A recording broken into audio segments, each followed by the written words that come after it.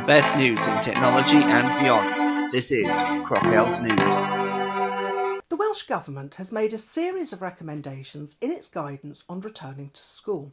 Key among this is the idea of a blend of in-school and out-of-school learning driven by a single curriculum. The government acknowledges that the curriculum was not developed for blended learning and elsewhere refers to it as an in-school curriculum supported by remote learning. The Welsh Government has also brought out supporting documentation called Stay Safe, Stay Learning, and also a document called Developing Approaches to Support Distance Learning. The main guidance document states, learners will have a variety of needs across physical and remote learning, and practitioners will need to design learning to support these rather than carry on with business as usual. But this new normal is already business as usual for Jonathan Bishop, co-editor of the Handbook of Research on Didactic Strategies and Technologies for Education, Incorporating Advancements, and I asked him about it. Yeah, well, that book was essentially published 8 to 10 years after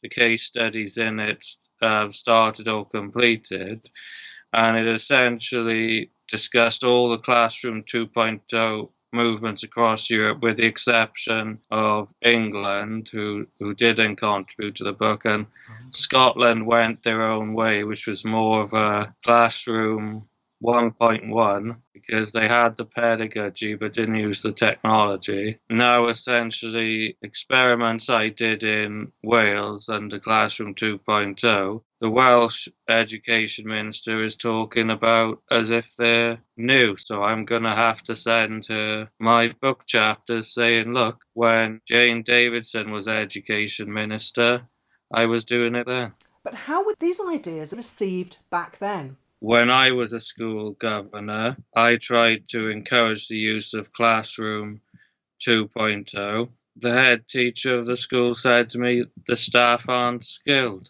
After I resigned, they introduced a policy that if staff didn't update their skills, they could be disciplined. So how has your research developed in the interim? Okay, in the book I discussed the Motivate project, and the outcome of that was that how education prior to COVID should be delivered is that you do not necessarily need school buildings hoarding students in classrooms, as you may with Classroom 2.0, which would connect schools through e-twinning. The people learning can be distributed over the community, so they can be doing RE in churches, PE on sports grounds. Therefore, you'd be able to have children learning from home and at the same time joining other students in the community. So that might have to be the option if we're to keep social distancing in place. Could you tell us what the term clicks and mortar might have to do with education?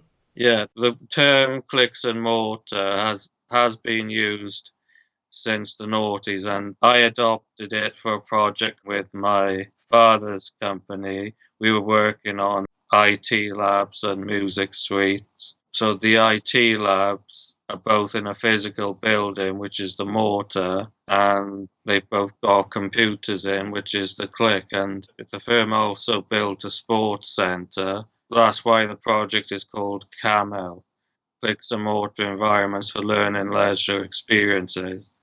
And it's effectively School 3.0 in Wales. And School 3.0 means we're using technology beyond the classroom in the community. I did that about 8 years ago, and Australia have been doing a similar scheme called Beyond the Classroom, BTC. So the research I've done and the contracts my father's firm won have implemented School 3.0, or at least made it possible. Now, the announcement from the Welsh Government, they're going to look at blended learning and other forms of moving children back to school. They're catching up with my research. The best news in technology and beyond. This is Crockel's News.